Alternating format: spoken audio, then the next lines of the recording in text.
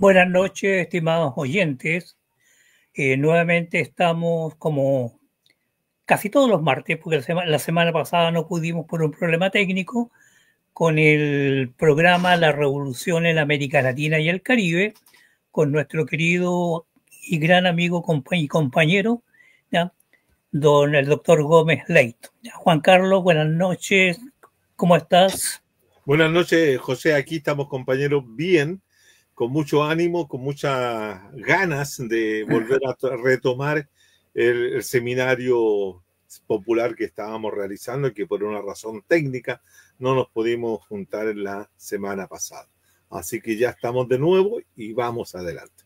Bueno, y como todas las semanas antes de comenzar el programa, una pequeña introducción o una síntesis de la clase anterior, ¿ya? Sobre todo ahora que nos pasamos un martes, y decía lo siguiente. Como introducción a la clase, se señaló que hay 3 niveles en la lucha política que van a desarrollar los negros haitianos. La primera es una lucha de emancipación, es decir, abandonar la dominación colonial, por lo tanto es una revolución anticolonial. El segundo nivel era una revolución en contra de la dominación interna de la colonia, de lo que era Santo Domingo, que era la dominación de los blancos, por lo que era no solo una lucha racial, sino la expresión de una lucha de clases. Y el tercer nivel es una decisión de un grupo de negros que tenían cierta formación, que tenían cierto pensamiento que habían adquirido a través de negros libertos que venían de Estados Unidos o a través de ciertas influencias del pensamiento francés liberal, en especial de aquellos grupos que se organizaban en torno a sociedades de amigos de los negros que planteaban la necesidad de configurar y conformar un Estado propio. Hay otro elemento que habría que resaltar de la revolución de los esclavos, es que va a articular elementos culturales étnicos de diferentes regiones para dar lugar a un Estado único con un idioma propio que le va a dar identidad, que es el creolé. Y junto con eso se dan una religión propia, el vudú. Todo eso hace que lo que se produce en Haití es algo completamente nuevo, ya que no tiene réplica en otro lugar del mundo. Tal vez lo único que se pasa de un sistema de producción esclavista, pero no logra llegar a un estadio superior al capitalismo, ya que sigue con un sistema de exportación de productos tropicales utilizado por los colonizadores. La revolución en Haití tiene la cualidad de haber golpeado el corazón mismo del colonialismo en el siglo XIX, de manera que siempre se debe tener presente cuando se analicen las revoluciones en Hispanoamérica, la olvidada revolución haitiana. Luego de ese preámbulo se entró a lo que fue la emancipación de las colonias hispanoamericanas.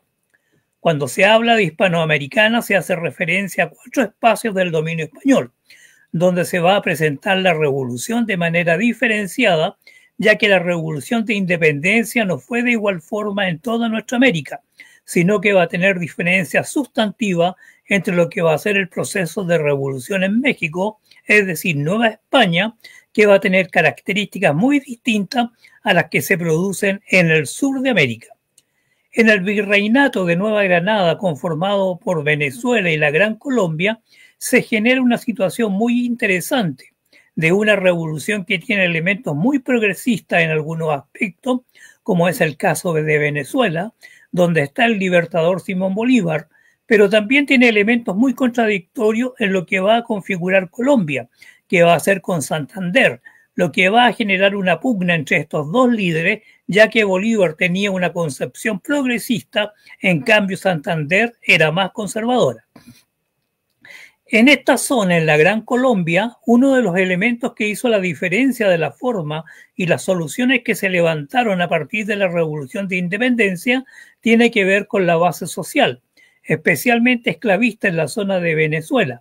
Era una sociedad esclavista con gran cantidad de negros, lo mismo que Colombia, y en ambas vamos a ver cómo se desarrollan una serie de conflictos que no solo tienen que ver con la lucha de clases, sino que también con la lucha de castas o conflictos de razas, ya que los grandes hacendados no buscaban que los negros esclavos se liberaran.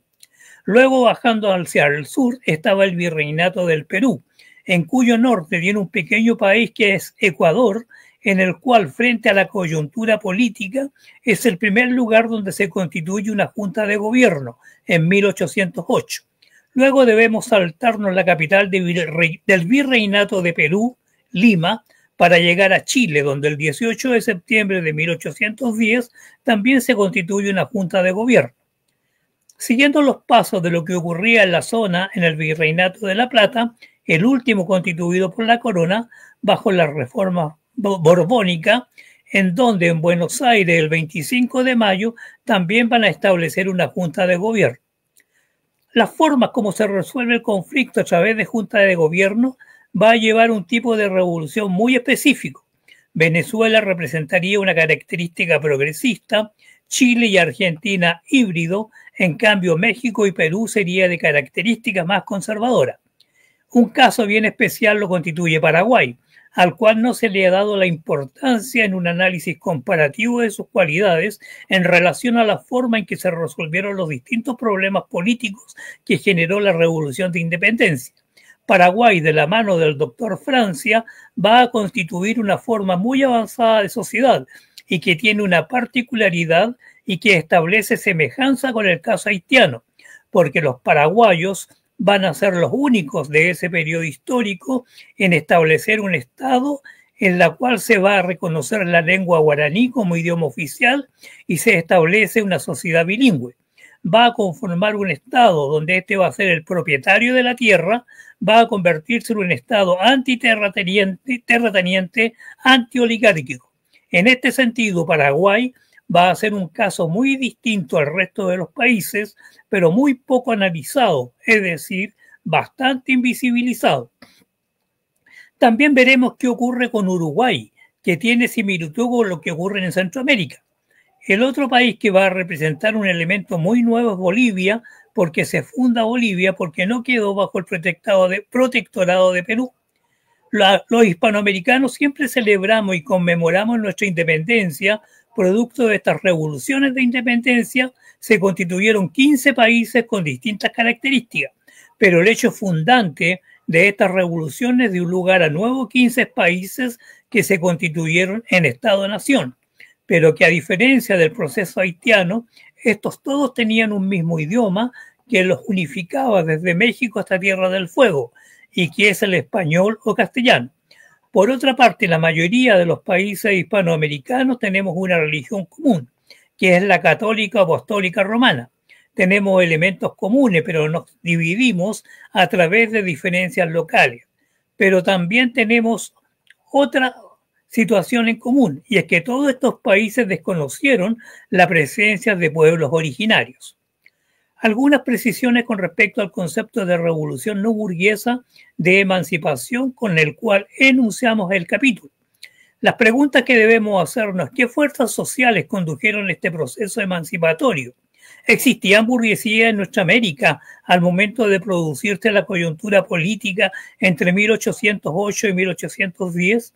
¿Fue la burguesía hispanoamericana una burguesía formada dentro del espacio del dominio colonial español?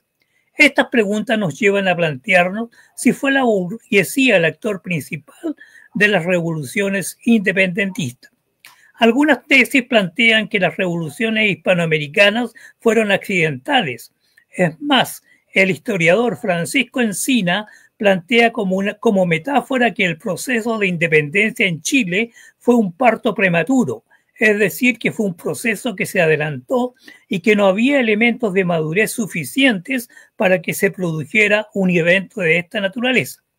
En Hispanoamérica no había una burguesía como grupo social que se haya constituido en centros urbanos, es decir, ciudades, pero en aquella época en Hispanoamérica existían ciudades, pero dispersas unas de otras a lo largo y ancho de los territorios durante el periodo colonial. Esto porque lo que predominaba era la gran propiedad agrícola, es decir, la hacienda, ya sea triguera o ganadera, o las plantaciones de productos tropicales. Por lo tanto, esto indica que no hubo un sujeto moderno de donde emerge el burgués y las ciudades. Tampoco hubo una mano de obra independiente de las labores agrícolas. ¿Quién tenía el dominio de todos los procesos, tanto culturales y económicos y sociales? El dominio y el control de hombres y mujeres estaba en manos de una pequeña élite de hacendados, poderosos terratenientes. La mano de obra existente no vivía en las ciudades, sino al interior de las haciendas. El origen de las revoluciones independentistas no es parte de la clase explotada en contra del terrateniente, sino que fue producto de la detención de los monarcas españoles por parte de Napoleón y de la instauración de juntas de gobiernos en la península, que se crearon para gobernar en nombre del rey y que luego se replicaron en Hispanoamérica. La revolución de independencia en esta parte del mundo es el acto en la cual un grupo de hombres decide cortar los lazos políticos de dominación con la metrópoli, las que luego de una confrontación se logra una independencia política de la corona española, declarándose estados independientes. Ese es el momento revolucionario, porque es una modificación trascendente de la estructura política que unía a la corona española con las colonias hispanoamericanas. Y para asegurar los procesos independentistas, no solo hubo que constituir ejércitos libertadores nacionales, sino que ejércitos libertadores transnacionales. En estas revoluciones independentistas no participaron los sectores populares. En las juntas de gobierno, el pueblo, mano de obra de los hacendados, queda excluido, y en la formación de los ejércitos son utilizados por los hacendados como ejércitos propios. Por lo tanto, no hay un levantamiento popular en la independencia, sino que tiene que ver con objetivos que se van a plantear las clases dominantes. El otro componente que se incorpora ya en el transcurso del proceso son las ideas de establecer tres elementos fundamentales. Uno es la construcción de un Estado nacional, luego la construcción de un régimen político, es decir, una república, pero la estructura social, la estratificación se mantiene. No hay un quiebre en ese sentido, es decir, no hay un cambio en la estructura del poder. Los terratenientes siguen siendo la clase dominante y la que detenta el poder político y económico. No hubo una ruptura con la dominación religiosa, no hay ruptura significativa, lo que hay es una configuración del orden que tiene una hibridez entre lo tradicional y lo moderno, es decir, una solución fisiocrática. Esta doctrina plantea que quien produce riqueza es la tierra, pero a la vez necesitan de otro elemento como es el comercio y como tal necesitan libertad económica y restricción política. De esa forma se constituyen las sociedades americanas. Esto indica que fueron revoluciones truncas, ya que no fueron hechas por burgueses, sino realizadas por personeros pertenecientes a la clase dominante terrateniente que no permitía transformaciones sociales. Hasta ahí llegué, compañero. Me parece excelente el resumen. Si tuviera que calificarlo sería con la nota superior de excelente. Gracias. Muy bien. Estoy pasando de curso, entonces. Hay unos pequeños detalles que vamos a ir viendo, pero me parece excelente resumen, muy sintético para lo que pasamos en la clase pasada, que fue una clase larga, fue una de las clases más largas que hemos realizado. La idea de hoy es hacer una clase más pequeña, pero centrado en algunos casos latinoamericanos que me permiten, a su vez, generar una conexión con procesos políticos que vendrán ya sea a finales del siglo XIX o comienzos del siglo XX. Es decir, yo tengo la tesis de que las revoluciones de independencia, que si bien fueron revoluciones políticas profundas, trascendentes, en el sentido que fueron fundadoras y que constituyen nada menos que los estados nacionales que hoy día existen en la región, y al mismo tiempo, ¿cierto?, echan a andar un proceso político importante de modernización.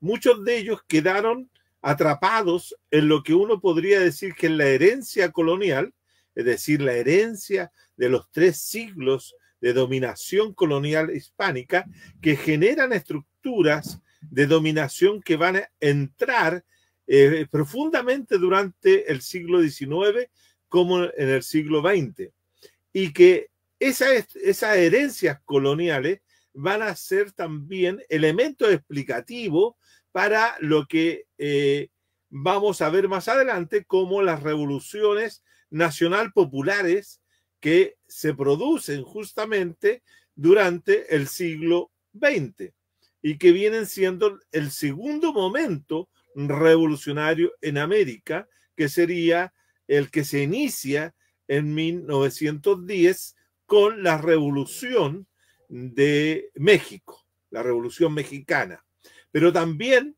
la Revolución de 1952 en Bolivia, que es también considerada una de las revoluciones nacional populares, y otros pequeños momentos que no podríamos denominar revoluciones, pero sí conatos importantes de inflexión política nacional populares, como son la construcción del Estado Novo en Brasil con Getúlio Vargas, o el Estado peronista, justicialista, con Juan Domingo Perón en Argentina, y algunas otras situaciones que hablan o nos remiten a este proceso nacional popular que va a caracterizar la historia de América Latina fundamentalmente a partir de los años 10 en adelante, y que tiene este fenómeno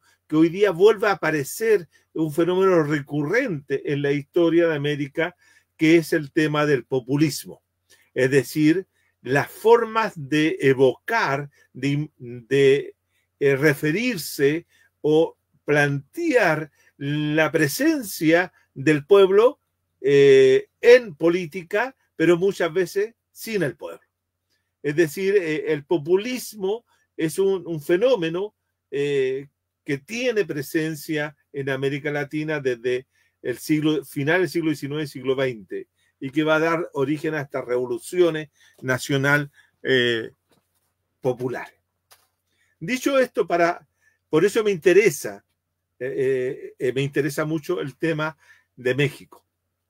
Y voy a abocarme a México, voy a decir algo también de Paraguay, porque lo anunciábamos, y voy a decir algunas cosas generales, pero que tienen que ver con esta dicotomía que se van a presentar en algunos casos, como el caso colombiano o el caso chileno, argentino, incluso uruguayo, que tiene que ver con esta hibridez que yo mencionaba, esta hibridez sobre formas políticas que van a inaugurar repúblicas bien especiales. El concepto de república se toma, ¿cierto?, del pensamiento político liberal, fundamentalmente de los padres fundadores de Estados Unidos y de otros, digamos, otras vertientes, pero que en el fondo también requiere una revisión de ese concepto de república, porque la república también está asociada a otro elemento que también se dice que se inicia o se parte con las revoluciones de independencia, que es el tema de la democracia. Pero el tema de la democracia es bien importante, porque el tema de la democracia también está asociado a otro concepto que también se hizo muy presente en la historia de América Latina a partir de las revoluciones de independencia, que es el tema de la soberanía popular. Porque en todo proceso revolucionario, o en estos procesos revolucionarios, más que, es decir, en todos los procesos, más en estos procesos revolucionarios, la pregunta fue por la soberanía.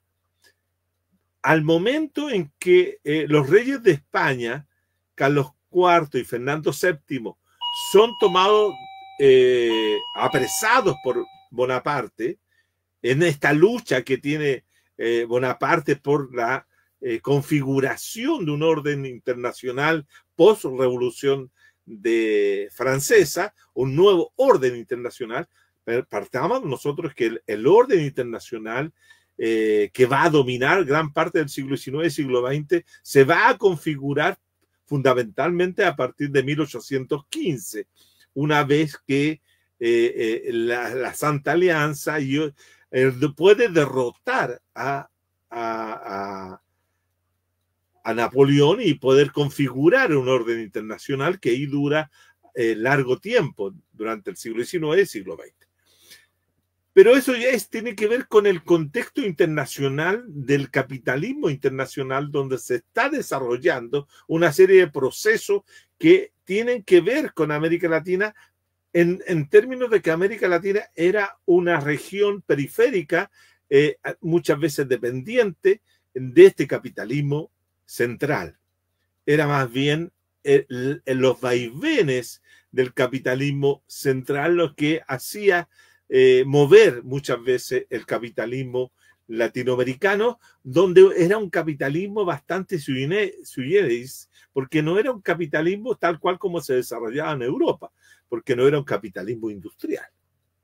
No era un capitalismo industrial, era un capitalismo que tenía más bien forma librecambista, era más bien un capitalismo mercantil, era mercantilismo, era exportador de materias primas, ¿cierto? Ya sea agrícolas, mineras o de otra naturaleza, pero era fundamentalmente eso, no era un capitalismo industrial. De manera que aquí hay un tema que a mí me gustaría dejar planteado para la reflexión y tal vez para pensar más adelante, así como hemos hecho este curso sobre la democracia en el pasado, hemos hecho este curso ahora sobre la revolución, y tal vez sería bueno que poder pensar un curso sobre el desarrollo del capitalismo en América Latina. Es un problema y ha sido un problema tener una claridad acerca de cómo ha sido el desarrollo, el desenvolvimiento. Hablemos del desenvolvimiento más que desarrollo, porque el concepto de desarrollo a su vez está asociado a la idea de una transformación y de un cambio. Hablemos del desenvolvimiento, de la estructura económica de la sociedad latinoamericanas. Entonces la pregunta siempre ha sido, y ha sido muy relevante la pregunta en algunos momentos, especialmente en relación, fíjense ustedes lo que voy a decir, en relación al carácter que debía tener la revolución social durante el siglo XX. El carácter de la revolución. Y por lo tanto se estructuraron estudios, opiniones, interpretaciones en la cual, cierto, se configuró la idea, por un lado, de que América Latina, Hispanoamérica, había sido incluso definida como una sociedad feudal. Y se hablaba del feudalismo latinoamericano. Y por lo tanto se planteaba, para hacerlo rápido, en esa corriente de que planteaban de que América era feudal, que era necesario hacer, antes de la revolución socialista, hacer una revolución democrático-burguesa, porque había que instalar el capitalismo para que el capitalismo diera origen a la revolución social socialista. Por lo tanto, había toda una corriente que partía de la base de que en América Latina, antes de 1810 o antes de 1830, una vez que ya ha terminado los conflictos de la guerra de emancipación, América Latina era y el Caribe eran sociedades, lo cual es tremendamente contradictorio. Muchas veces decían que eran sociedades feudales, lo cual es totalmente equivocado. En América Latina nunca hubo feudalismo. Feudalismo, no. hubo. Lo que hubo fueron expresiones esclavistas muy claras. Ya lo hemos analizado para el caso de Haití. Había esclavitud en México, había esclavitud en Centroamérica, había esclavitud en Venezuela, había esclavitud en Colombia, en el Perú, en Bolivia, en Paraguay, en Brasil, y mucho menos esclavitud existía en Argentina y Chile, donde la esclavitud era muy poco relevante en cuanto a expresión de una forma de producción. ¿Ah? Pero predominaban otras formas laborales que eran totalmente distintas a cualquier forma que pudo haber existido durante la época feudal.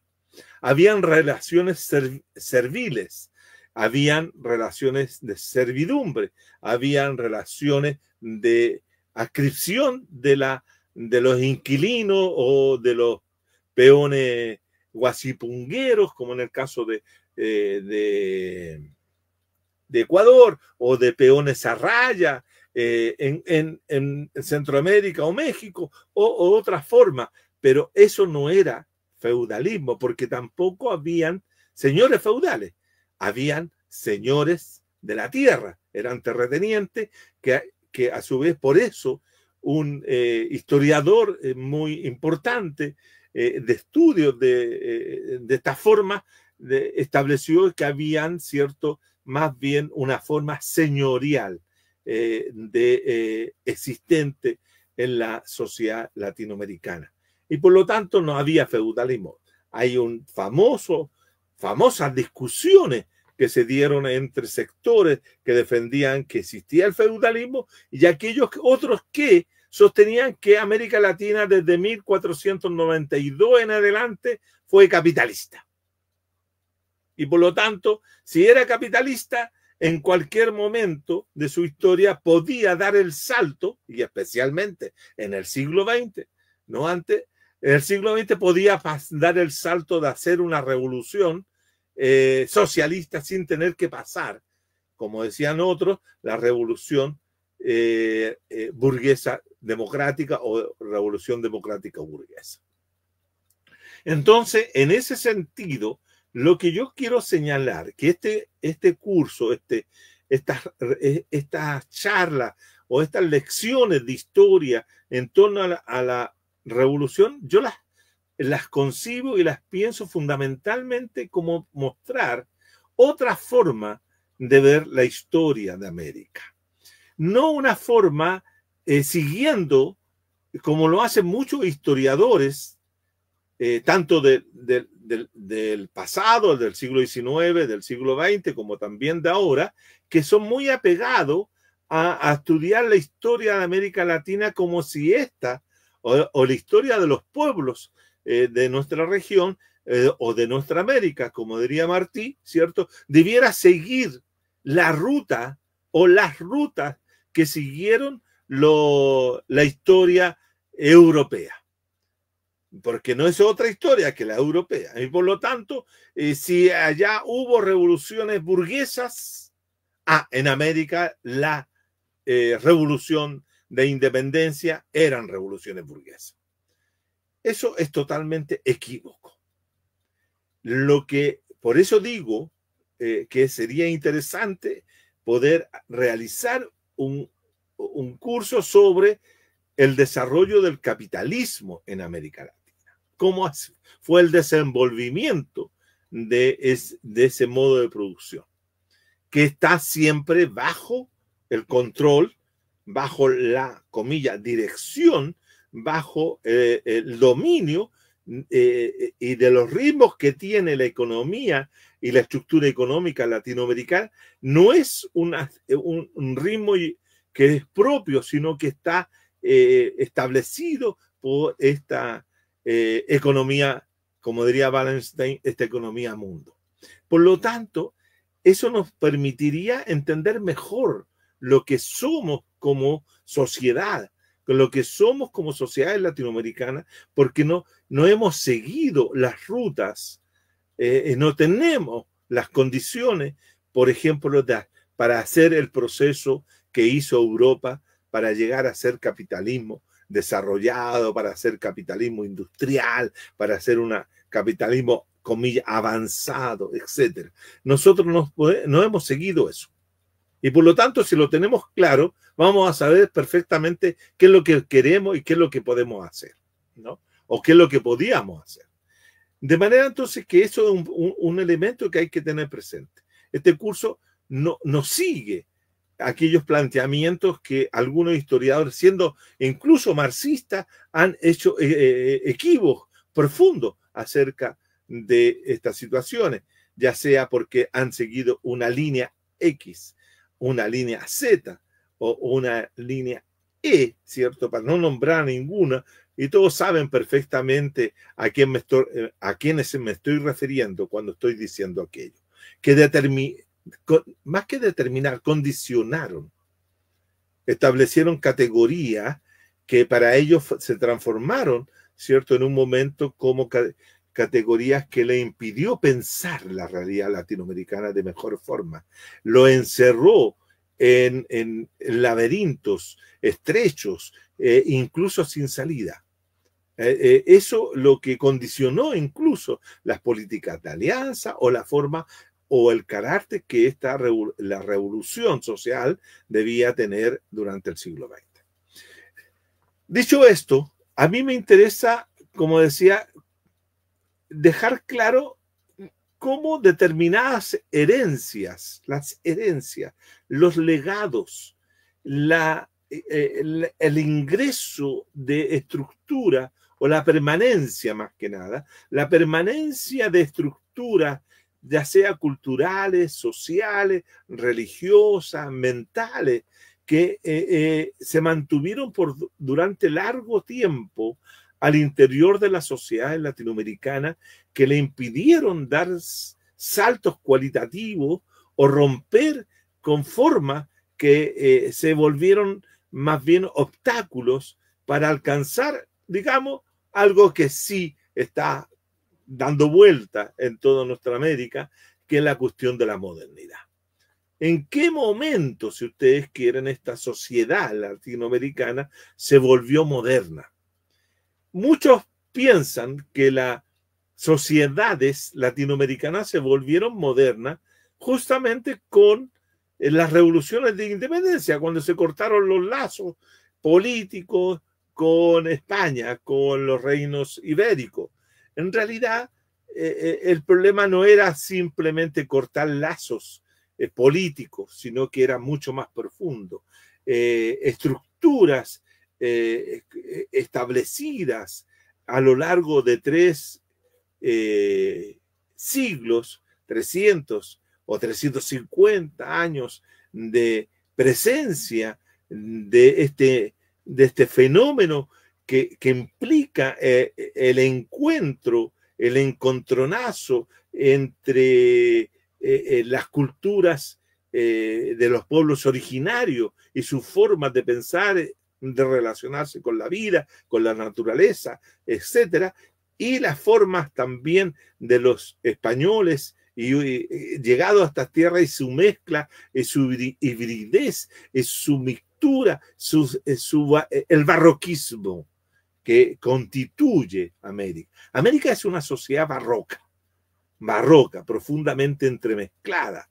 Es una sociedad de entrelazamiento de uno y de otro lugar, ¿cierto? Con unos sujetos que son producto de mezcla. El sujeto latinoamericano es un sujeto nacido de las mezclas, ya sea violentas o pacíficas, de la dominación conquistadora, de la violación o del amor, pero igualmente es una mezcla. Los hombres latinoamericanos y mujeres latinoamericanas somos mezcla, una mixtura, somos sincréticos, somos un crisol de raza, dijo Vasconcelos. Eso somos. No somos sujetos ni blancos puros ni indios puros. Es más, encima, con una tercera grupo racial que llega compulsivamente, obligado, etcétera, que son los negros. Y por lo tanto, todo de eso sale un sujeto latinoamericano. Y por lo tanto, ese sujeto latinoamericano es un agente histórico que produce una historia que es radicalmente distinta a las historias que hemos visto desarrollarse en otro espacio geocultural como es el espacio europeo. Por lo tanto, debemos pensar nuestra América desde nuestras propias formas de verlo, desde abajo, digamos, desde, como dicen los zapatistas, desde abajo y desde la izquierda, si ustedes quieren. Pero teniendo en cuenta que hay gentes que llevan más de 500 años, más de 1000 años en América, que se mezclan con unos sujetos que llegaron apenas hace 500 años. De manera entonces que pensar América Latina es pensarla también con esta profunda presencia de lo occidental, de lo cultural católico y todo aquello. Eso está presente. Además tenemos una cosa que hay que decirlo. América, al momento de la independencia, seguía siendo una sociedad profundamente católica. En América no se instala la reforma. Más bien América es producto religiosamente es producto de la contrarreforma. Es decir, la reforma católica para contener la reforma protestante. Por lo tanto, no tenemos una concepción liberada, autónoma de nuestra relación o de la relación de los hombres con Dios. Todo lo contrario. La figura, la presencia del Papa, de la obediencia al Papa es muy fuerte en América Latina. Y eso no se corta con la independencia. Todo lo contrario. Todo lo contrario. Y lo vamos a ver también. De manera entonces que hay lazos que se profundizan a lo largo del siglo XIX. Por ejemplo, para dar un dato de laicización de la cultura. En América Latina, la ruptura del quiebre, la separación entre Estado e Iglesia es reciencito a inicios del siglo XX, es decir, apenas tenemos 100 años de separación de la Iglesia y del Estado. La Iglesia Católica se separa en México producto de la Revolución de 1910, no con la Revolución de 1810. O sea, se demora un siglo en producirse. En Chile la separación se produce más tarde, incluso en 1925. Y así vamos viendo que la separación de la Iglesia y del Estado en muchos países es profundamente del siglo XX. Entonces es una carga pesada a lo largo del siglo XIX, que es producto de la no ruptura de esta independencia, que tienen esta dualidad de no ser completamente rupturista. La revolución de independencia, como ya lo dijimos en la clase pasada, y lo dijo también José hoy día en su brillante síntesis, son revoluciones que fueron truncas, pero fueron truncas fundamentalmente porque las condujo la clase dominante. Las revoluciones de independencia no fueron revoluciones populares, no fueron revoluciones así como la haitiana. No fueron revoluciones de ese estilo. Fueron revoluciones más bien conservadoras o híbridas, como en el caso chileno-argentino, más conservado en el Perú, más conservado en México.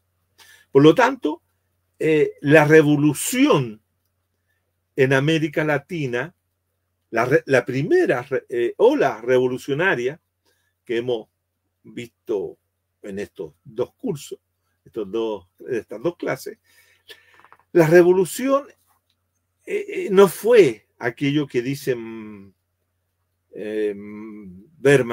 Marshall Berman, una experiencia que haya hecho a que los sujetos que experimentan hayan visto modificar completamente todo. Más bien la revolución en muchos casos de América Latina, en muchos países de América Latina fue algo más bien traumático. Que es curioso, porque finalmente cuando después de muchos años de lograda la independencia y de construido aquello que es el Estado Nacional o construida la nación chilena, la nación argentina, uruguaya, boliviana, etcétera, la nación comenzó a celebrarse, a conmemorarse el hito en que la gente celebraba aquello. Y esta celebración, que era fundamentalmente de la élite, se comienza a difundir, a hacerse parte de los sectores del bajo pueblo o de los sectores del medio pueblo. De ahí para abajo comienza a hacerse frente a lo que es la celebración de la fiesta, ¿no? De manera que hay una cosa que tiene que ver con la idea de que también trastocó órdenes, modificó cosas, pero no fundamentalmente en beneficio de los más, comillas, necesitados del tiempo. No fue una liberación social, no fue no fue nada de lo que nosotros podíamos suponer que podía ser una revolución en beneficio de los sectores populares. Eso que yo quiero dejarlo plenamente explicitado hoy día. Las revoluciones de independencia fueron cortes políticos de dominación que no logran modificar estructuras profundas de la sociedad colonial, y muchas de estas se prolongan a lo largo del siglo XX y que son estructuras que van a explicar los procesos de revolución en algunos países durante el siglo XX. Vamos a exponer esta situación tomando el caso de México. Si uno pregunta qué sabemos de la independencia mexicana, y lo primero que nos salta a la mente, lo primero que se nos viene, ¿cierto?, es la idea de que la revolución de independencia mexicana partió el 15 o la noche del 16, la madrugada del 16 de septiembre de 1810, en un pueblito llamado, ¿cierto?, Dolores, donde un cura, Miguel de Hidalgo y Costilla, un cura párroco, levantó, ¿cierto?, el grito de Dolores, proclamando, ¿cierto?, la idea de buscar la independencia, más que la independencia. Y ahí viene un elemento, el cura Hidalgo. ¿Quién es el cura Hidalgo? Esto es importante, que el cura Hidalgo irrumpiera esa noche, ¿cierto?, para hacer frente a la dominación, no solo a la dominación colonial, sino que el cura Hidalgo se levanta en ese momento, aprovechando, ¿cierto?, la coyuntura política, la inflexión política que implicaba la crisis política de la corona por la cefalía monárquica, contra la dominación interna, es decir, contra la dominación del gran terrateniente, de los señores de la tierra, de los latifundistas, de los hacendados. México en esa época es una gran posesión colonial que está repartida en grandes terratenientes. familias terratenientes, que tienen el control de la sociedad mexicana, que tienen el control del comercio, que tienen el control de la producción, que tienen el control de hombres y mujeres, y no solo de indígenas, sino también de peones, de campesinos sin tierra, de trabajadores urbanos, etcétera, tienen un control total. Y ya a finales de mediados del siglo XVIII, los observadores, los viajeros, que eran como los informantes que tienen los historiadores de hoy día, porque escribían diario y daban cuenta de la realidad social, decían que la situación de las clases, como le llamaban, ustedes conocen el concepto, como le llamaban, y así lo dicen las fuentes, las chusmas estaban en condiciones muy deterioradas, condiciones materiales muy malas. La explotación de la chusma era muy fuerte. Y todos los viajeros, y especialmente Humboldt, ¿cierto?, dijo que la posibilidad de una rebelión, de un estallido social, era muy probable que se produjera por estas condiciones materiales. Posteriormente, estudios historiográficos más recientes, o no tan reciente, pero dentro del siglo XX, de un historiador llamado Enrique Florescano, en pleno apogeo de la historia económica serial, él encontró una serie de datos cuantitativos que le permitieron hacer una larga línea cronológica de la producción y mostró que en el momento del grito de Dolores, del cura Hidalgo, había una situación de hambruna, había una situación muy socialmente muy deprimida, había mucha pobreza, etcétera, porque se habían producido años de varios años de malas cosechas y por lo tanto la producción estaba casi detenida. Y esto generaba un permanente descontento social al interior de Nueva España. Por lo tanto, el grito de Dolores, fíjense ustedes que el grito de Dolores, del grito del cura Hidalgo, ¿quién es? Yo le decía, ¿quién era el cura Hidalgo? El cura Hidalgo era una personalidad muy especial, muy particular, que era tal vez semejante a muchos curas, párrocos, parroquiales, locales de nuestra América en aquella época. Era un cura que era muy, según todas las fuentes, muy inteligente, un cura muy instruido, era conocedor de las nuevas tendencias políticas porque había leído los libros prohibidos, los leía, a pesar de que la Inquisición lo tuvo varias veces en la mira, porque no solamente leía los libros prohibidos, y cuando digo libros prohibidos estoy diciendo libros que eran producidos en Francia por pensadores tales como Montesquieu, si ustedes quieren, Rousseau y otros, más bien de esa naturaleza. Era un cura, ¿cierto?, que había estudiado con los jesuitas, era un cura que había estado en Italia, sabía latín, etcétera.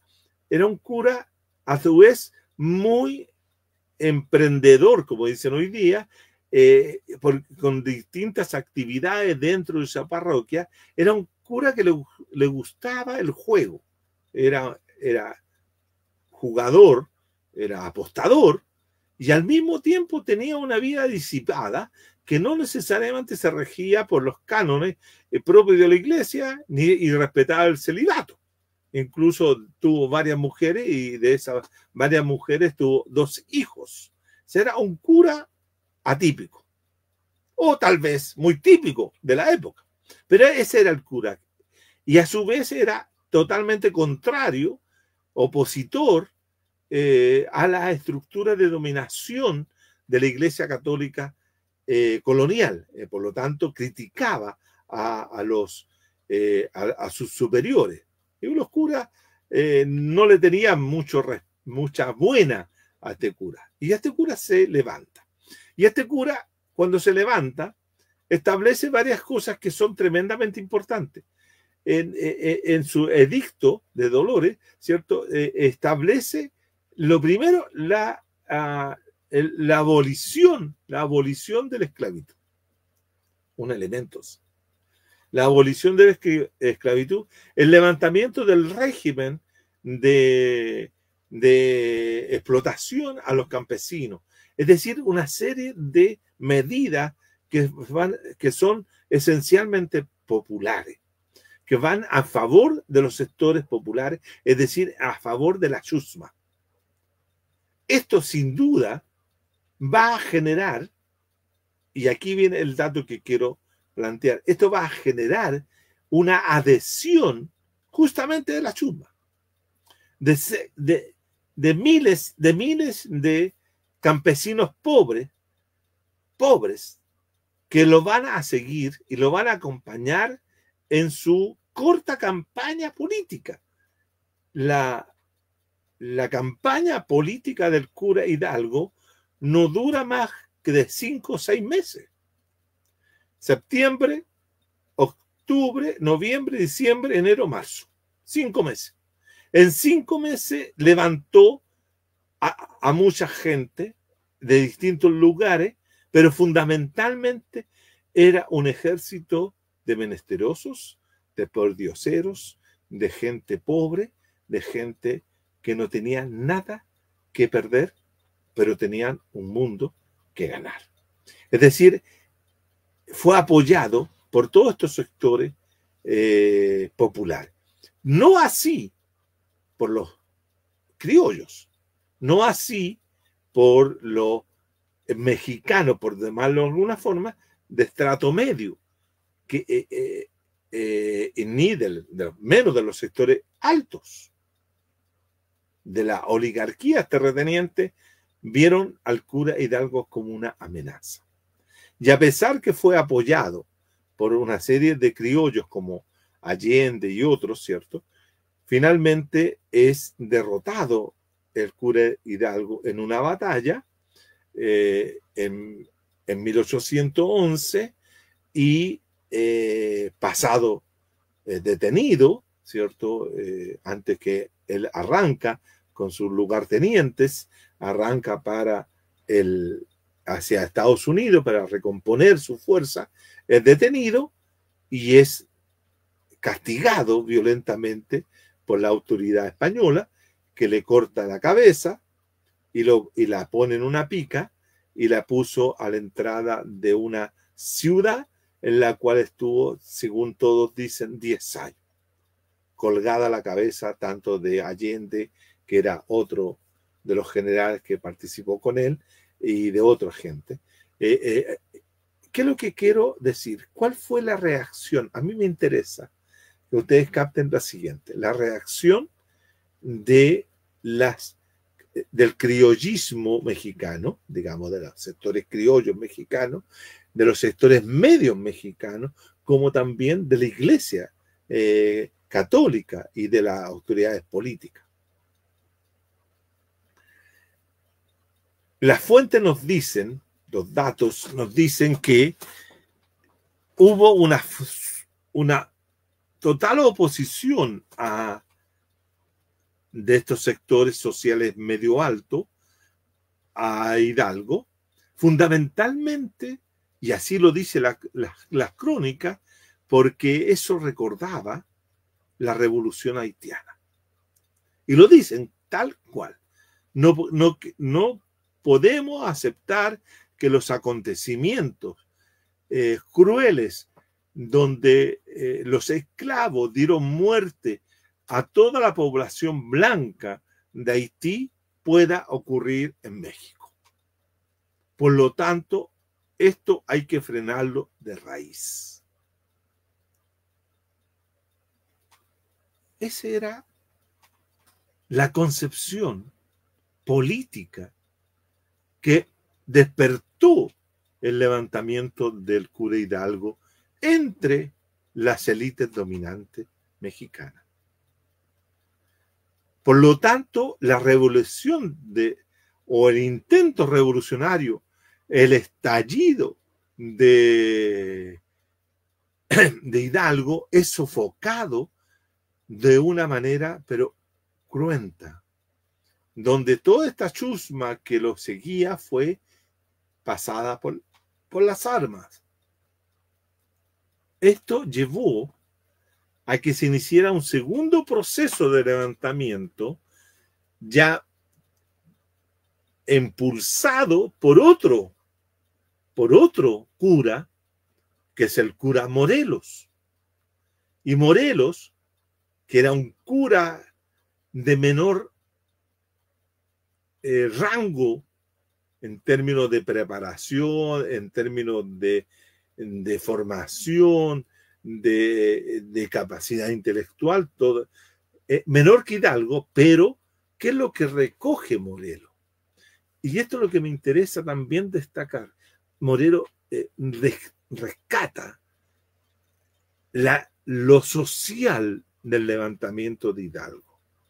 El levantamiento de Hidalgo es producido desde abajo para los de abajo, y Morelos continúa con esa lucha.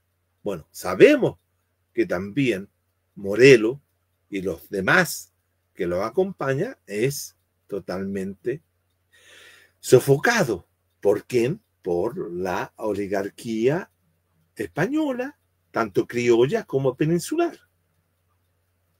Por lo tanto, el movimiento post-independencia se confunde al interior del proceso mexicano por esta situación de que estos levantamientos populares que se van produciendo y se van sofocando, y cómo la corona, a través del virreinato, ¿cierto?, se va protegiendo de ellos y va generando condiciones políticas para que lo social no explote o no sea esos sectores populares ni sus líderes, como en este caso Morelos, ¿cierto?, puedan seguir conduciendo. Posteriormente, a la muerte de Morelos, llega un español de apellido Mina, que se viene desde España, o se arranca de España, que estaba luchando por la independencia española frente a los franceses, se viene a luchar a México, y él continúa esa lucha. Mina también es derrotado, también es su levantamiento es sofocado, y el último libertador, así entre comillas, que queda desde el estirpe, digamos, de Hidalgo, es Guerrero, Vicente Guerrero. Y Guerrero, que estaba fundamentalmente localizado en la zona sur de México, y ahí desarrollaba comilla, lo que podríamos llamar así como la guerra de guerrilla, levantamientos populares en distintos poblados, etcétera, ya claramente por una emancipación de los sectores populares. Ya no era solo la emancipación contra la corona. Aquí era una lucha social propiamente tal. Pero esa lucha social también no contaba con todos los apoyos, porque no hubo en México la constitución de un ejército libertador semejante al ejército que va a conformar Bolívar o que va a conformar el propio O'Higgins y Carrera o San Martín, que construyen ejércitos. Allá en México eran campesinos armados con machetes, con mosquetes y algo por el estilo, pero no eran ejércitos. Y eso también dificultaba la poder llevar a cabo el proceso de independencia. Esto va configurando una situación muy especial, muy específica de México, en la cual, ¿cierto?, finalmente los criollos perciben que si no colocan orden, aquí viene el dato, si no colocan orden al interior de los dominios mexicanos, la posibilidad de salir de la crisis económica, de salir de la crisis política, de la crisis que se estaba viviendo era muy imposible. Se requería un orden político. Y ese orden político solo lo podía ofrecer los terratenientes, tanto peninsulares como criollos.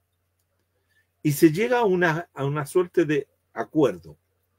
Y ese acuerdo, figúrense ustedes, lleva a nombrar a un señor, Iturbide, como generalísimo de las Fuerzas Armadas, del ejército de ese momento, para controlar y derrotar a Vicente Guerrero. Pero Iturbide, a su vez, tenía una estrategia distinta o tenía un objetivo diferente, que era transformar a México en el imperio mexicano.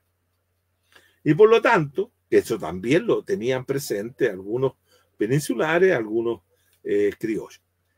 Y él hace un trato, un acuerdo con Guerrero.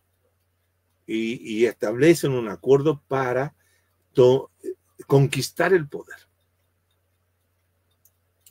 Sacar o derrocar, por decirlo de alguna forma moderna, al nuevo virrey que venía hacia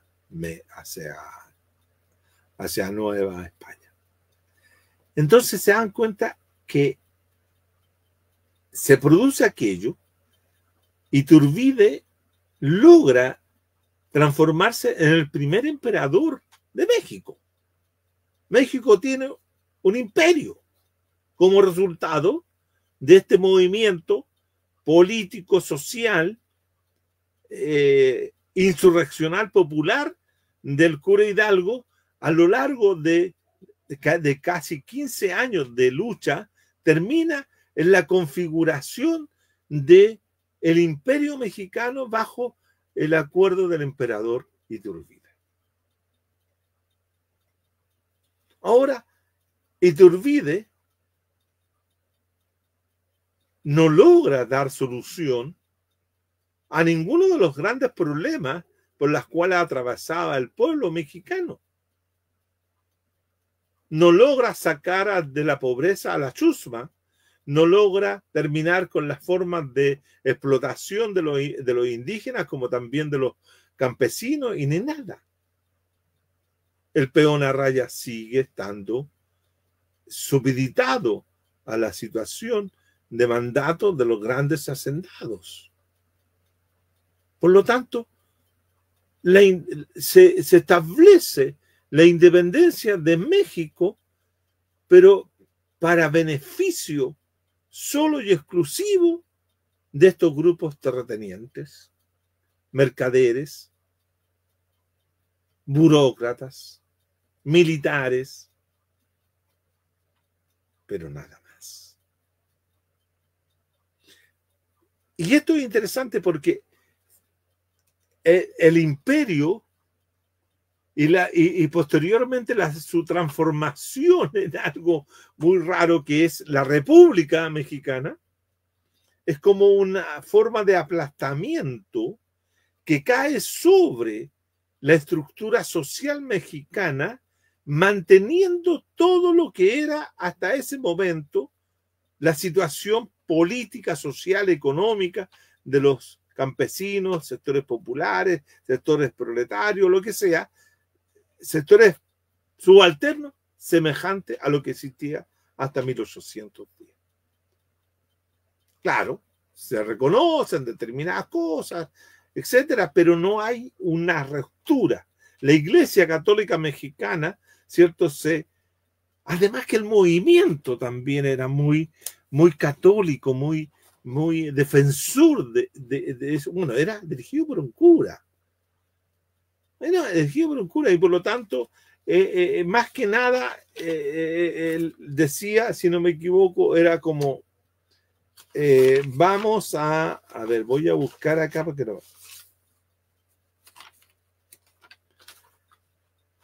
Era más bien así como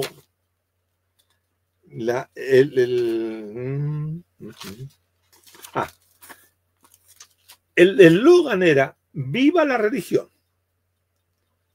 Viva nuestra santísima, viva nuestra Madre Santísima de Guadalupe. Viva Fernando VII.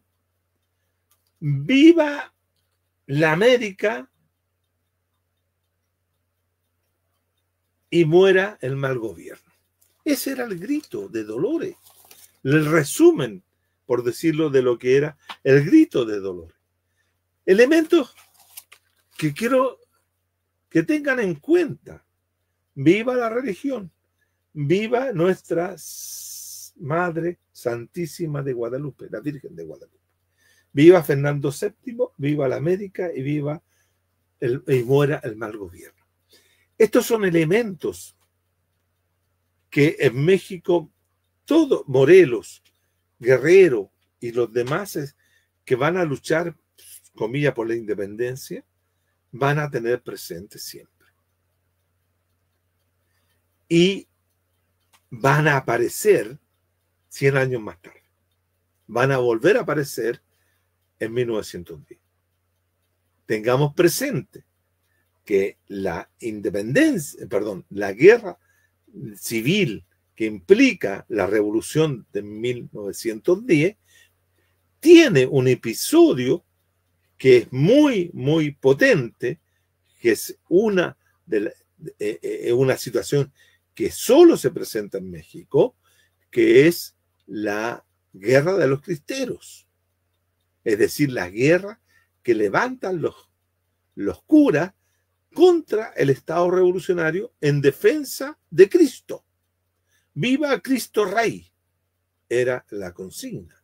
Recordemos que acá, en Chile, para 1820, 1830, es lo que Vicuña Maquena escribe La Guerra a Muerte, que es la campaña la campaña por la pacificación del territorio luego de la declaración de la independencia, que es contra sectores de los Pincheira, de los hermanos Pincheira. Y los hermanos Pincheira levantaron también la bandera de Cristo Rey en defensa de la religión. Y eran los hermanos Pincheira y toda su gente eran sectores populares alzados contra el nuevo orden. El tema que quiero señalar, que el orden político que sigue a México es un orden político que encubre las formas políticas, comillas, republicanas. Las formas políticas republicanas son un manto que cae para encubrir lo que es las formas políticas tradicionales. Y eso deja abierto la estructura de contradicciones para que se produzca la situación de la revolución de 1910, o sea, la revolución nacional popular. Después vendrán otras situaciones en la configuración del Estado mexicano. El Estado mexicano se crea, se forma a partir de una concepción de nación excluyente o incluyente, pero sin reconocimiento, es decir, no se reconocen a los pueblos originarios como una forma distinta, sino que todos son mexicanos. Solamente hay que considerar que la etapa liberal de la República Liberal, donde juega un papel fundamental la figura de Benito Juárez, es el que va a lograr, ¿cierto?, a través de reformas liberales, ir construyendo la República Liberal Mexicana, pero que también va a ser una república liberal para los sectores, comillas, dominantes, dejando fuera, aunque con menos problemas, a los sectores indígenas, pero los deja fuera igual. Benito Juárez era un indio que es educado, formado dentro de una familia de élite, en la cual se hace abogado y llega a ser presidente de México, pero es un liberal, no es un hombre que piensa desde la perspectiva de los indígenas. México, por lo tanto, es una expresión más acabada de una revolución de un proceso revolucionario que puede partir, y esto es interesante, es una revolución que puede partir progresista y termina en una situación que podríamos decir tremendamente conservadora. La revolución de independencia no es una revolución progresista, porque no está hecha, insisto, por ningún sector burgués moderno, como podrían buscar burgueses en la rebelión mexicana es absurdo. Pero sí llama la atención una cosa que hay que decirlo, ¿no? El papel de los curas, el papel de los sacerdotes en la independencia o en determinados momentos de rebeliones populares que se producen en América Latina. Otra cosa sería una historia de las rebeliones, pero ahí la presencia de los curas es muy importante. Ahora, la figura de los curas jugando, porque acá también tenemos curas participando en el proceso de independencia, el cura más destacado se reconoce a Fray Camilo Enrique, aliado de José Miguel Carrera, el que llevó a cabo la primera imprenta nacional, el primer periódico, La Aurora de Chile, etcétera, curas con ideas liberales. Interesante, curas con ideas liberales. Bueno, los curas han tenido en nuestra América mucha importancia, pero hay que ver también cuál es la importancia de los curas, ¿no? Estudiar. Ahora, quédense con esta idea, en síntesis. México es una revolución que parte como rebelión social, que no es una revolución total y completa como las demás, que termina configurando un imperio, el imperio mexicano, que ese imperio se transforma en una metamorfosis política en una república, pero bajo el manto del total conservadurismo de lo tradicional, que va a sepultar o va a dejar ahí moviéndose en estado latente las causas que van a ser las que van a provocar la revolución, entre otras cosas, la Revolución Mexicana de 1910. El otro caso que es muy interesante es el caso, para ir concluyendo la clase de hoy, el caso de Paraguay. Paraguay es uno de los países que yo diría que en América Latina es uno de los países que menos se conoce.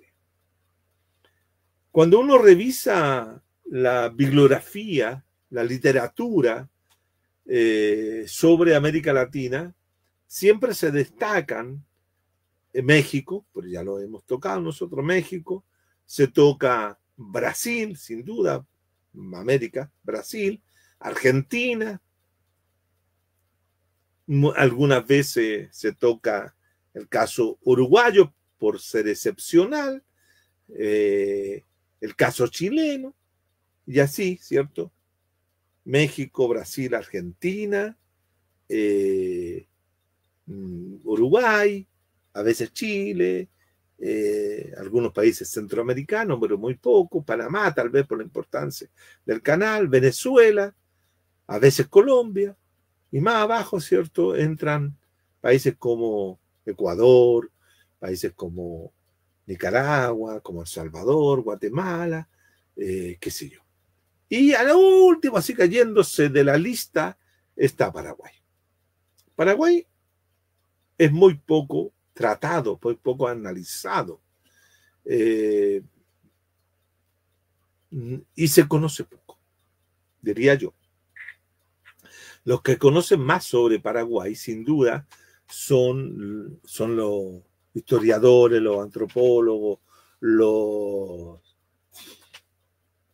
sociólogos argentinos, e incluso yo he conocido mucha gente del sur de Brasil que estudia Paraguay.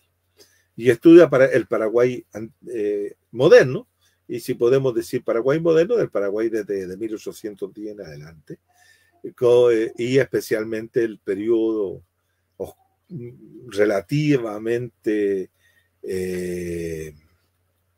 activo de los últimos años, después de la caída de la dictadura de Stroessner en adelante, de 1990 en adelante, con lo que fueron situaciones como la de Lugo, etcétera. Pero Lugo es un cura muy parecido a nuestro amigo, yo diría, Lugo es el cura Hidalgo del Paraguay, moderno, actual, por una serie de razones, ¿no?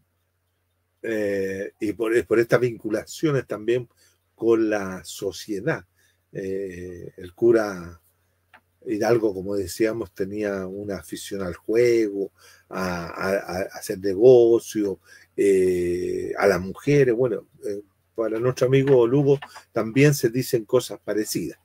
No digo que yo tenga claridad de que eso sea así, pero se asemeja. Pero, ¿qué es lo que me interesa de resaltar del caso, yo diría, paraguayo? Dos cosas. Primero, el proceso de independencia del Paraguay tiene que ver también por lo que es la presencia de las, sin duda, de lo que son las misiones jesuitas, que fueron creando y desarrollando un sentido de comunidad muy profundo y al mismo tiempo un sentido de identidad dentro del pueblo guaraní muy fuerte, y a su vez dentro de algunos grupos de colonos también que buscaban una cierta independencia del resto, y a su vez sentían que ellos podían tener una cierta autarquía, de ser autosuficiente en su desenvolvimiento, y eso lo hacía ser bastante separatista del nuevo virreinato creado en Paraguay, en el Mar del Plata, que era el Virreinato del Plata, con asiento en su capital central, que era Buenos Aires, que por lo tanto ahí se mostraban reacios. Y Paraguay, cierto, que había sido un proceso de levantamiento también, no solo contra la dominación que ejercía España, sino fundamentalmente contra Buenos Aires. Produjo, para hacerlo más sintético, produjo rápidamente lo que uno puede nombrar a diferencia de México, acá se produce una dictadura revolucionaria. Y esa dictadura revolucionaria, que se hace cargo del proceso de conformación del Estado paraguayo, pero al mismo tiempo de la nación paraguaya, es la que va a dirigir, ¿cierto?, el doctor Francia. El doctor Francia, que va a estar 26 años en el poder. Y esto lleva, ¿cierto?, a algunos estudiosos, ¿cierto?, a plantear de que Paraguay tiene vamos a decirlo de esta forma, un ADN que es autoritario. Es un autoritarismo de larga duración. Es un autoritarismo persistente. Paraguay nunca ha tenido, y lo queda demostrado en un trabajo de tesis que realizó Rodrigo Avilés, un joven cientista social chileno que hizo su trabajo sobre Paraguay, que estuvo viviendo en Paraguay durante un tiempo, y hizo una tesis doctoral sobre este tema. Y él muestra cómo Paraguay nunca ha pasado por algún momento democrático. Y el momento más democrático es el momento en que es electo Fernando Lugo. el cura Lugo, que estamos haciendo mención ahora recién, hace pocos años, y que tiene que renunciar por una forma de acorralamiento que la hacen los sectores más conservadores del Paraguay. Y por lo tanto, Paraguay siempre ha pasado a través de numerosas dictaduras, de largos regímenes autoritarios. Y el primer régimen autoritario que se constituye es la dictadura del doctor Francia. José Rodríguez de Francia, creo que es su nombre completo, que da origen a un libro muy, muy extraordinario, uno de los libros de la literatura latinoamericana que es necesario siempre leer, que es El Yo Supremo, de Roas Bastos. Un libro que retrata, ¿cierto?, lo que son estos dictadores revolucionarios que buscan, ¿cierto?, construir un tipo de sociedad muy distinta a la que se podía pensar desde una óptica liberal, ¿no?, o de una óptica modernista bajo la influencia europea. Y por lo tanto, el Yo Supremo, que está dentro de esa línea de novelas sobre dictadores o sobre dictaduras, como el general no tiene quien le escriba, o el general en su laberinto de García Márquez, o en La fiesta del chivo de Mario Vargas Llosa, o El señor presidente de Miguel Ángel Asturias, son novelas que van, o El otoño del patriarca también de García Márquez, que son novelas que buscan retratar a este sujeto que emerge fundamentalmente a partir de las revoluciones de independencia en América Latina, que son los dictadores. Dictadores o caudillos, pero yo prefiero hablar de los dictadores, porque también hay caudillos menores, pero los dictadores son una figura que recorre toda América Latina desde la época de Iturbide, de todos. Está lleno de dictadores. Y este señor, el doctor Francia, establece un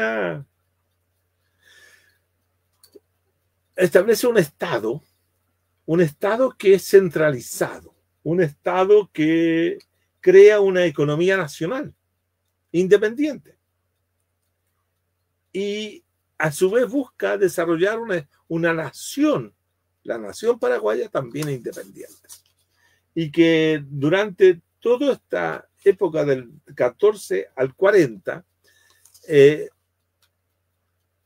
doctor Francia, ¿qué lleva a cabo? Lleva a cabo, siguiendo lo que dicen algunos estudiosos,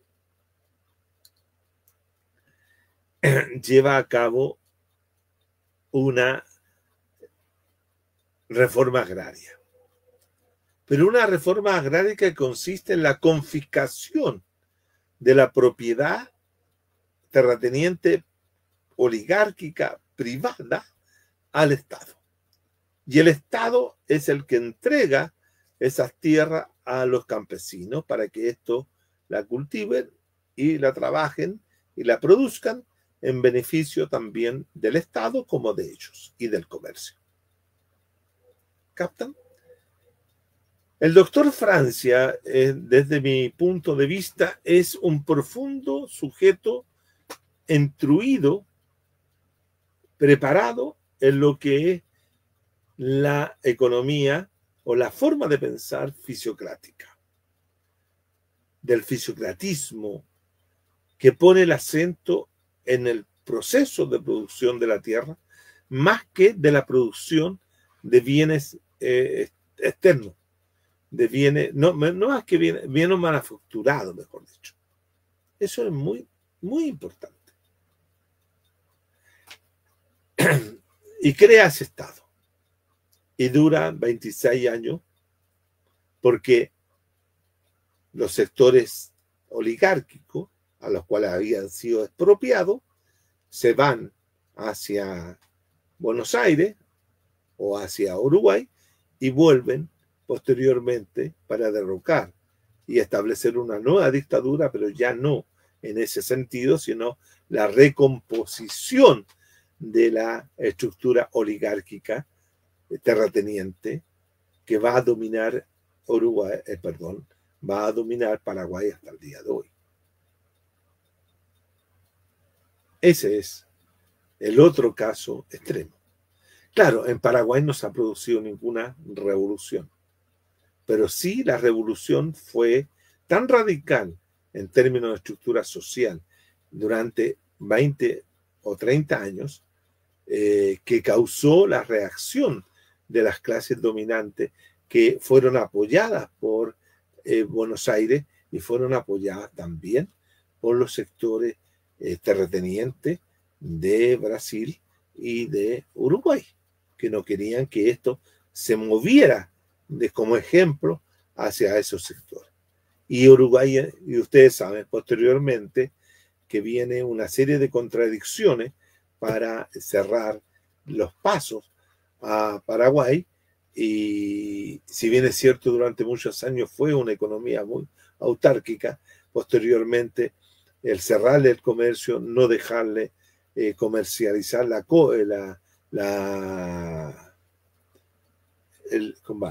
se me fue el tabaco, no es el tabaco lo que producen los paraguayos, bueno, se me fue. Logran entonces crear las condiciones para que vuelva la oligarquía terrateniente, recuperar sus tierras, configurar una nueva estructura, una nueva estructura agraria poderosa, latifundaria, etcétera, en manos de pequeñas familias, y después viene la contrarreforma de todo lo que significa Stroessner. Bueno, pero eso es otra historia. Hemos llegado ya, son las 25 para las 9. Dejo un cachito para tomar el próximo martes la Revolución Chilena. Voy a terminar con eso y voy a empezar ya con la Revolución Nacional Popular. Dejo la clase hasta ahora y que espero que le haya sido de su satisfacción. Buenas noches y gracias. Don José.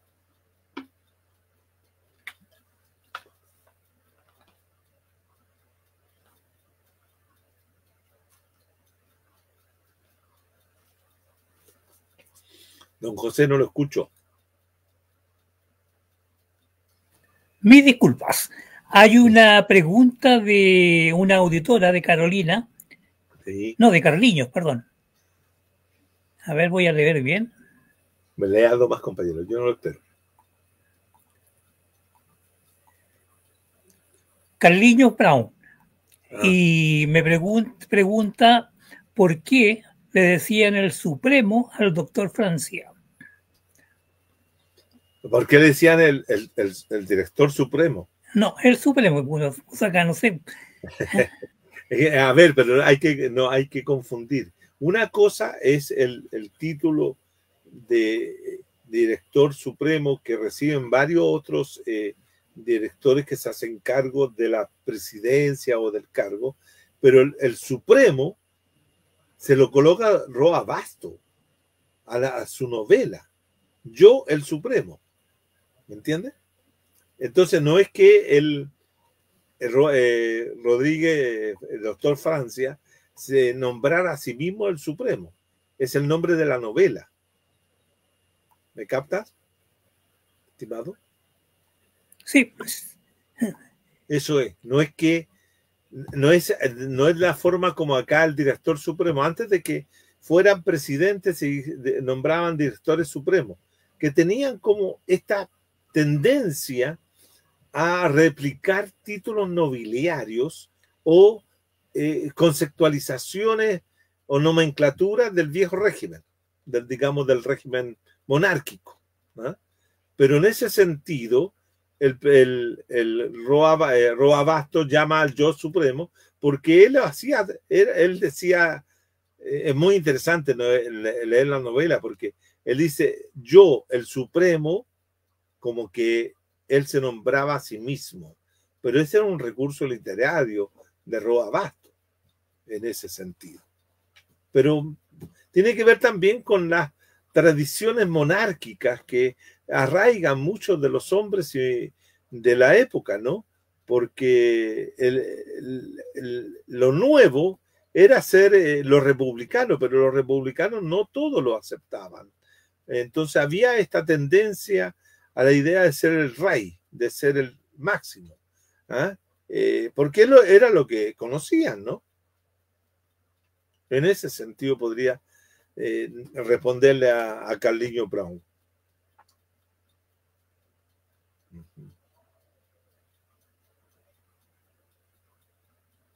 Se me fue nuestro amigo José. Otra cosa que me llama la atención es que siendo Paraguay uno de los primeros países en el cual se implementa la reforma agraria, ¿ya?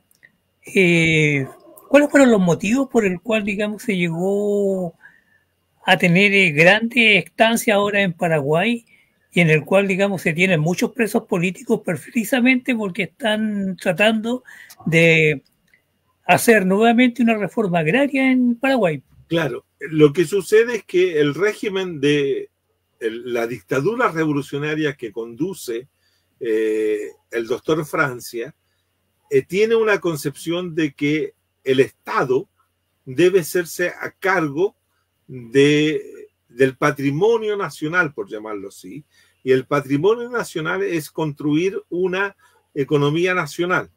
Y esta economía nacional está basada en la yerba mate, que se me había transcurrido el nombre. La yerba mate, que era la principal elemento de exportación que tenía Paraguay y otros productos, pero fundamentalmente la yerba mate. Entonces, cuando ves que los sectores más oligárquicos querían mantener la forma de opresión del campesino o de los sectores populares, este señor decide hacerse cargo de expropiar de sus grandes propiedades y entregárselas a los parceleros, a los labradores, a los campesinos, y crear una clase propietaria de labradores o de parceleros o de granjeros que tuviera la posibilidad de producir tanto para la familia como para el pequeño mercado interno como para el mercado externo. Eso era la lógica de esta economía nacional. Y al mismo tiempo, fíjate que el doctor Francia tenía la idea de que había que proteger la artesanía nacional. Había que proteger la producción artesanal de productos que podían hacer los propios paraguayos para no tener que entrar en una comercialización con las casas comerciales inglesas o comprar productos manufacturados que traían desde el exterior. Fue como el primer nacional popular. Es como que él se adelanta a su época, porque el nacionalismo popular o el nacionalismo revolucionario posterior va a hacer aquello, va a tratar de formar una economía nacional, el proteccionismo nacional. Y por lo tanto, en ese sentido, los terratenientes, los grandes dueños de las tierras, fueron expulsados del Paraguay. Pero a partir de 1840, 1845 en adelante, vuelven y se toman o recuperan, mejor dicho, lo que eran sus antiguas propiedades, y esas grandes propiedades van a quedar como la base material de la clase dominante paraguaya hasta el día de hoy. Y por eso los intentos de hacer alguna reforma agraria en Paraguay siempre se han visto frustradas. E incluso Stroessner trata de hacer una reforma agraria que es más bien un reparto agrario para los otros sectores de la élite que habían quedado sin tierra. Entonces a eso lo reparten. Y el campesino no queda con tierra. fíjate que el dato que hace que Lugo salga del poder es justamente en la conflictividad con sectores campesinos, donde hay una serie de campesinos que mueren o que son reprimidos por un movimiento que es reprimido por el Estado, y eso es lo que lleva a la acusación constitucional contra Lugo, que tiene que ver con el levantamiento campesino. La lucha por la tierra en Paraguay no se ha cejado hasta el día de hoy. Existen pequeños movimientos o pequeños grupos que siguen en esa línea. ¿Por qué? Porque Paraguay es uno de los grandes países. Paraguay y Brasil son los grandes países que todavía son países que quedan con grandes propietarios agrícolas, ya sea ganadero, ahora sojero, lo mismo que pasa en Argentina. Entonces, en ese sentido, el conflicto principal que ha dominado Paraguay desde 1845 en adelante ha sido el conflicto por la propiedad de la tierra, es decir, el conflicto en torno al reparto agrario, que no ha ocurrido. Es lo mismo también que ocurre en Colombia. En Colombia, acuérdate que uno de los puntos de la paz que se establece con la FARC es que va a haber reparto agrario, y hasta el día de hoy no ha habido reparto agrario en lo que fue el compromiso del Estado colombiano. Entonces, la tierra, es que este es el elemento fundamental que cruza toda nuestra historia de América Latina. El conflicto por la propiedad, pero fundamentalmente la propiedad agraria. América Latina siempre ha sido una sociedad profundamente agraria a lo largo de estos últimos 200 años. Desde 1810 en adelante ha sido una sociedad agraria, y el conflicto central ha sido en frente a lo agrario. El conflicto mayor en Chile que desde mi punto de vista da origen al golpe de Estado de 1973 está en la forma como los sectores latifundistas fueron expropiados por el gobierno tanto de Eduardo Frei Montalva como Allende. Frei Montalva es el que hace la reforma agraria, es el que expropia y pone fin a la oligarquía en Chile, y eso provoca, ¿cierto?, entre otras causas, el levantamiento militar y el golpe de Estado. La propiedad es la gran discusión. En México, ¿qué está detrás de la revolución de 1910? El levantamiento agrario de Zapata. Zapata es el representante del agrarismo histórico mexicano. ¿Cuál es la explicación del levantamiento de los zapatistas? El agrarismo Zapata, el neozapatismo. ¿Cuáles son las cosas que no se han realizado ni en Venezuela ni en Colombia? La reforma agraria. En Perú, la reforma agraria fue realizada por los militares y fue a media. En la revolución, ¿cómo se llama? Belaúnde Terry fue uno de los principales reformadores. Bueno, el golpe de Estado del año 71 en Bolivia se explica por la reforma agraria boliviana. Y hoy día los conflictos que se dan también tienen que ver con la no realización de la reforma agraria por parte de Evo Morales. Tienes tú en el otro caso, más la caída y el derrocamiento de João Goulart en Brasil en 1964, se explica también.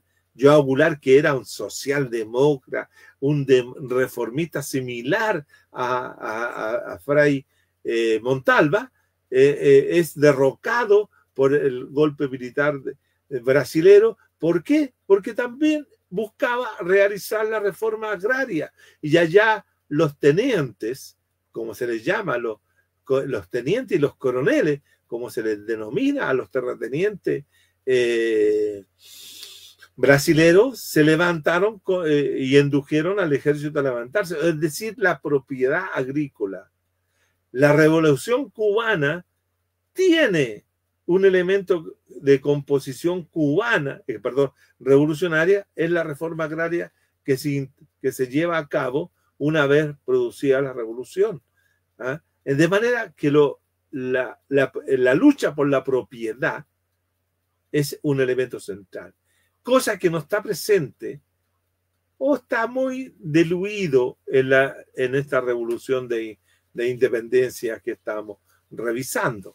No ha habido en la revolución de independencia ningún intento de hacer la revolución, o mejor dicho, hacer un reparto agrario. E incluso hay personas como Marcelo Cavarosi, que es un estudioso argentino que ha analizado esto, también ha señalado que en América Latina él usa este concepto, que yo no lo uso, pero lo voy a poner como ejemplo para graficar una situación.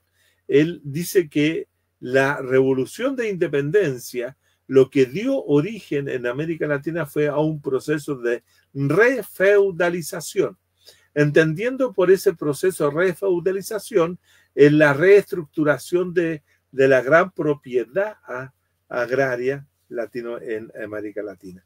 Incluso recordemos que nuestro amigo Bernardo Higgins terminó con una de las instituciones más poderosas que ha permitido permitía la conservación de la propiedad, de la gran propiedad, que era el mayorazgo, y que cuando derrocaron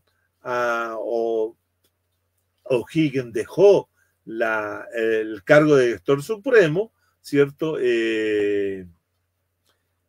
Los oligarcas repusieron el mayorazgo y solamente lo vinieron a abolir cuando se hizo necesario la situación de crear el mercado de la tierra, nada más en ese momento. O sea, la tierra, la base material del poder de las oligarquías, ha sido el elemento, o la propiedad ha sido el elemento fundamental del conflicto de nuestra América. Muchas gracias por la última parte, digamos, de su intervención, en la cual nos dejó clarito cuáles son, digamos, los intereses de la clase dominante en esta América Latina. Nos vemos el próximo martes, querido amigo. El próximo martes, estimado José. Y el martes no puede pasarse de las 8:30. Acuérdese que tenemos un evento muy importante. Ah, de veras que vamos a estar en Brasil. En Brasil, así que por favor, acude hasta las 8:25. Bueno, usted me interrumpe, me dice, ya, Chunchito, basta. Ya, compañero, un abrazo y nos vemos el próximo martes. Muy bien, hasta luego.